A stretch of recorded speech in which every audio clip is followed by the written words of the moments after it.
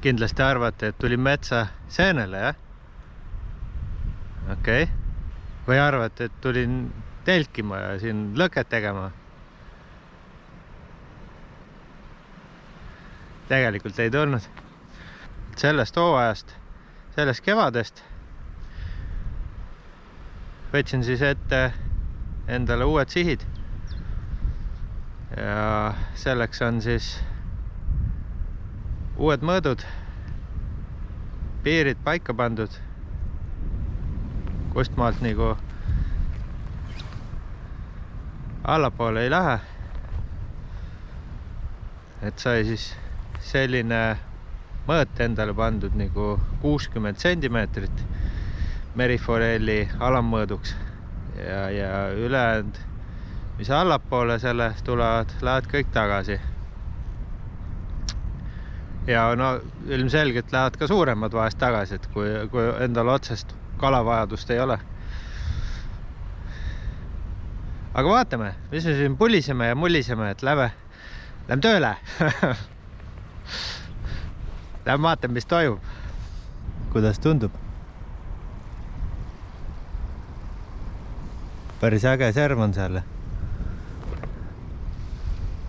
Lähme vaatame sinna. Mees.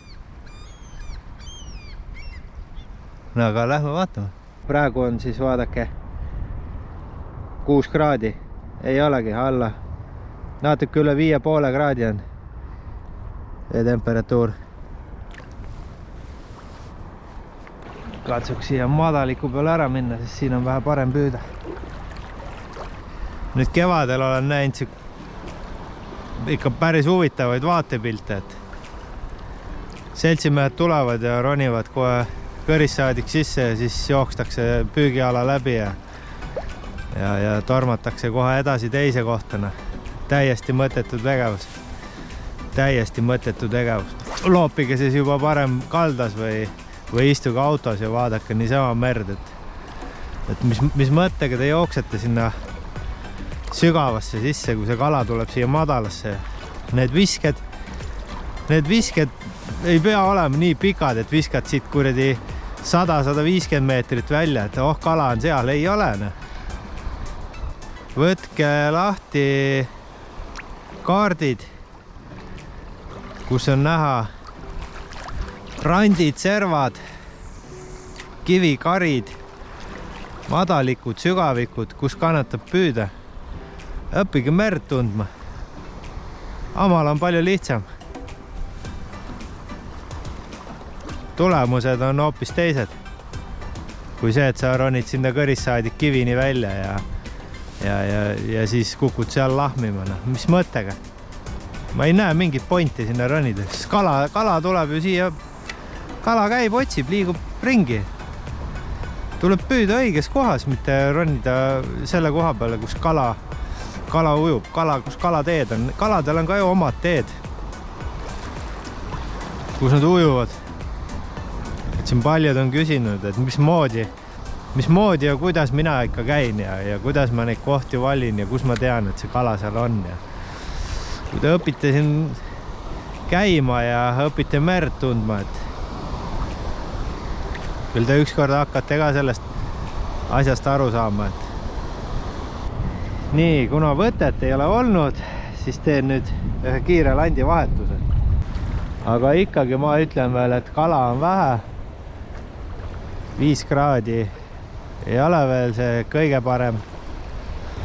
Et minu praktika põhjal tuleb see kõige magusam aeg siis, kui puud on juba kergelt roheliseks läinud. Et siis hakkab see õige madin pihta.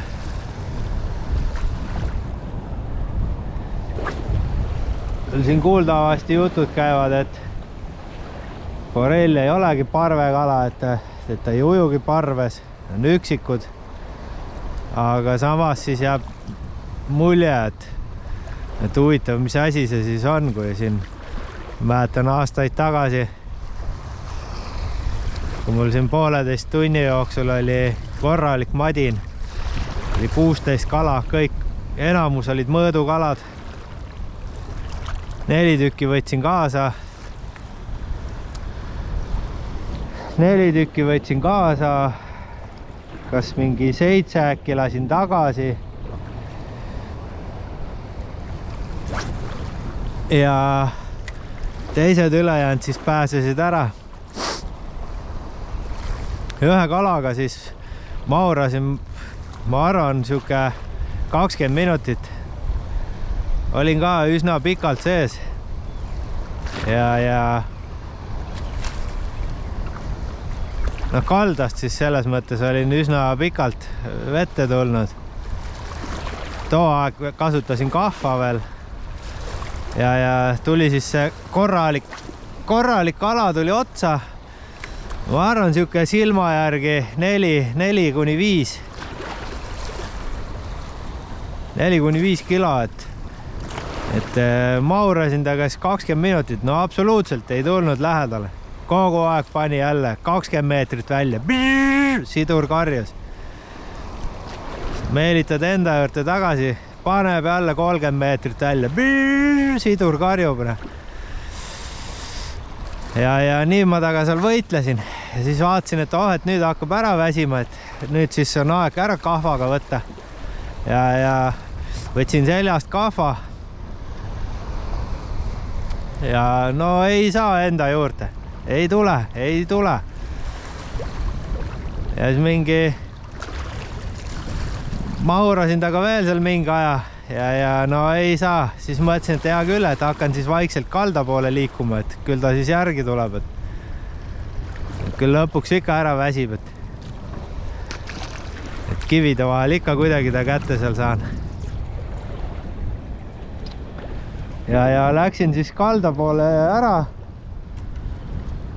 Jõudsin enam-vähem juba kivideni välja.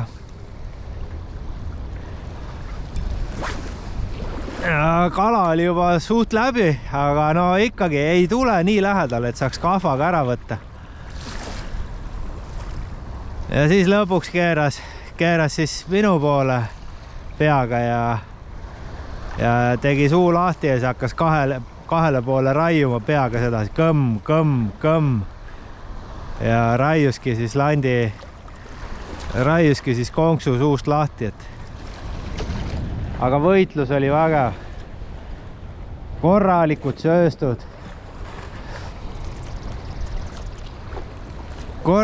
sööstud ja kiirendused, et need olid ikka vägevad. Oodrekas pani täiega, nii et ja siis tookord jäi siis jah, see ilus poiss jäi võitjaks. Aga jah, et see võitlus ja kõik see protsess kokku, mis see kala mulle pakkus, et see oli ikka vinge. Et siis nagu ei ütleks küll, et kala ei ole parves, et põhimõtteliselt iga viskega oli kalana. Ja siis läks mul see 4 ära või 5, mis iganes ta võis olla seal. Ma arvan, et ta oli lõhe, et no käitumine oli küll selline, et pea oli kogu aeg mere poole ja ikka merre ja merre. Et see nagu väga sedasi ei lõhkunud, et ikka ujus kogu aeg ringi, et pinge oli ikka päris korralik ridval peal. Mõõdu kala tundub.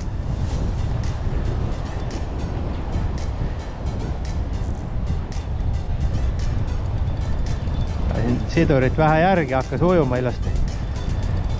Ja ilus mõõdu kala.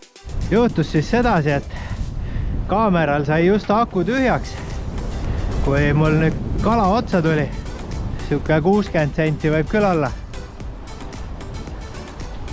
Kaameral sai just aku tühjaks, kui kala otsa tuli.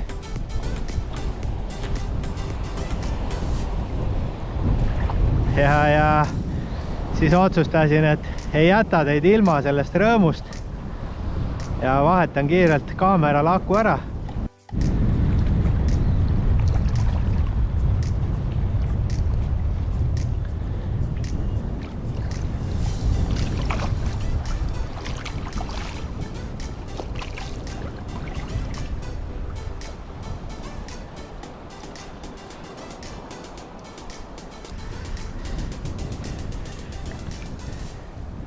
konks on suu nurgast kinni. Ja tahaks ta siia enda juurde saada nüüd. Mõõdaks kiirelt ära, võtaks konksu ära. Konks on nii suu nurgast kinni.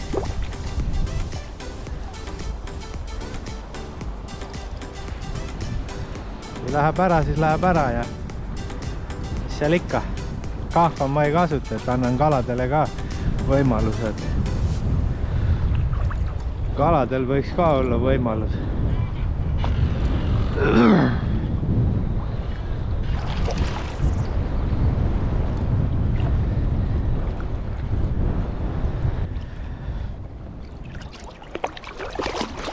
Nägid, Raime sülitas välja, vaata. Suur Raim. Just käis söömas siin. Ana õgard. Vaadake, ilus.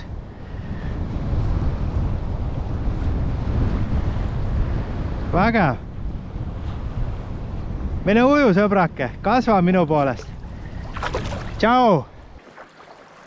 Kokkuvõtteks siis nii palju, et kokku oli siis 3 kontakti, millest ühe sain reaalselt kätte.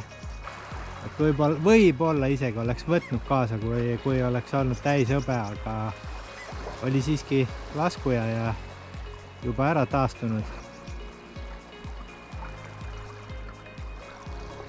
Esimesed 2 kontakti olid hommikul ühes ja samas kohas ja siis vahetasin kohta, et olin 3 tundi olin vees järjest ja jalad hakkasid külmetama. Ja siis mõtlesin, et lähen võtan ühe koha veel läbi ja siis lõpetan päeva. Teises kohas siis sai siin paar tundi malgutatud päris vihaselt. Kala ei näitanud ja siis enne kui lõpetama hakkasin nüüd, mõtlesin, et võtan vähe liiva pealt veel korra. Lõigu läbi kergelt. Ja siis enne lõppu käis üks korralik pauk rüdvast läbi, aga otsa ei jäänud, keeras kohe lahti ja läks. Et rohkem seal kontakte ei näinud. Aga õige magus aeg on alles ees tulemas. Minu praktika on näitanud nii palju, et kui puud lähevad juba kergelt roheliseks, lehed hakkavad tulema, et siis tuleb nagu see õigem magus aeg. Et kui vesi on juba siin 7-8 kraadi juba ühtlaselt, mitte ei ole nii, et kalda ääres on 7 kraadi ja lähed 100 meetrit vette, siis seal on 3-4 kraadi, et see on 3-4 kraadi on veel vähe tegelikult. Aga täna siis jah õnnestus siuke 62 senti kätte saada. Siis enne kui ma ta näppude vahele sain, sülitas ta mulle ühe ilusa räime välja, mis näitab, et kala on toidul. Väike kala on kalda ääres ja on ka suur platsis. Et need rihmad, mis siin erinevates gruppides üleval on olnud, need väidetavalt siis nii-öelda hõbedad, täishõbedad. Et tegelikult need ei ole täishõbedad, et need on laskujad kalad, kes on siis oktoobris, novembris, detsembris juba tagasi tulnud jõest merre. Ja see oli siis ikkagi minu jaoks suur üllatus, kui siin veel suuremad spetsialistid nimetasid neid siis hõbeforellideks. Et soomus on juba lahti, aga kalad on pikad rihmad ja külje pealt on siis ribid näha kõik. Ja üks seltsimees julges väita isegi, et kalal on kõht tühi, et ei ole süüa midagi olnud, et sellest on siis ribid välja tulnud. Aga tegelikult need asjad ei ole nii, et need on laskujad kalad ja on juba korralikult taastunud. Et olen siin ise üle 10 aasta nüüd tänaseks püüdnud juba neid kalu. Koju on neid viidud ikka päris hoolega omal ajal. Ja siis on lõigutud neid lahti ja et julgen väita, et need ei ole hõbekalad, et need on tegelikult laskujad. et tal võib küll marjaalge juba sees olla, aga olen neid lõikanud lahti niimoodi, et on marjaalge sees ja on ka siis viimasest kudemisest on veel mõned üksikud suured marjad sisse jäänud. Et ega ma ei ole ka päris eile sündinud, et räägin mingit siit udujuttu teile. Ei ole ikka päris nii. Aga vägev. Vägev, päev on kirjas ja kevad hakkab vaikselt kätte jõudma. Et hooaeg hakkab kohe-kohe pihta.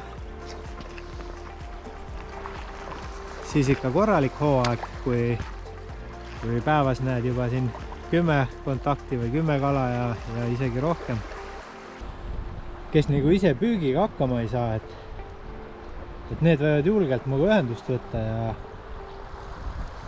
ja teen ka siin giiditeenust, et kui abi vajate, miks mitte, lepime kokku ja aitan hädast välja, et räägin täpsemalt, kuidas asjad käivad ja kuidas tegelikult asjad käivad. Kannatust veel natukene, küll tulevad, õige magus aeg on ees. Äge, aga püsige siis ikka magnetilainel ja näeme järgmises videos. Tšau nii kaua!